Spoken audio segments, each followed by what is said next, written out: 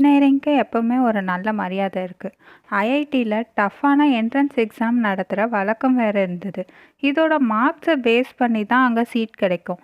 இவர் படிச்சுட்டு இருந்த டைமில் 1 இயருக்கு 1200 பேருக்கு மட்டும்தான் ஐஐடியில் ஜாயின் பண்ணுற சான்ஸ் கிடைக்கும்.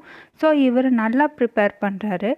அப்போல்லாம் ஐஐடி என்ட்ரன்ஸ் எக்ஸாம் புக்ஸ் கிடைக்கிறது சென்னை, மும்பை, டெல்லி இந்த மாதிரி வெல் டெவலப்டு ஏரியாஸ்லேயே கஷ்டம். இந்த எக்ஸாம் எழுதுகிறவங்களே ரொம்ப கம்மி. ஸோ சரியான ஹெல்ப்போ கைட் பண்ண யாருமே இல்லை இவருக்கு.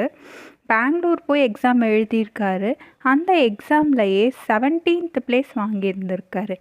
அதனால் எல்லாரும் ரொம்ப சந்தோஷப்படுறாங்க. ஆனால் அவரோட குடும்பத்தோட பொருளாதார சூழ்நிலையால் அவரால் ஐஐடியில் சேர முடியாமல் போகுது.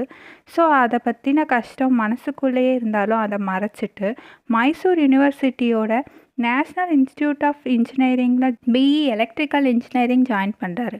அங்கேயும் ஆர்வத்தோடு படித்து 1967 காலேஜில் ஃபர்ஸ்ட் மார்க்ஸ் வாங்கி பாஸ் பண்ணுறாரு. அப்போ அவருக்கு அகைன் ஐஐடி கான்பூரில் எம்டெக் படிக்கிற சான்ஸ் கிடைக்கிது. எம்டெக் ஸ்டூடெண்ட்ஸுக்கு ஸ்காலர்ஷிப் இருந்தனால அவர் அது ரொம்ப ஹெல்ப்ஃபுல்லாக இருந்திருக்கார்.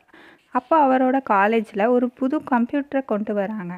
ஃபாரின்லேருந்து எக்ஸ்போர்ட் ஆகியிருந்த ஐபிஎம் அப்போ தான் அவரோட லைஃப்பில் ஃபர்ஸ்ட் டைம் கம்ப்யூட்டரை பார்க்குறாரு.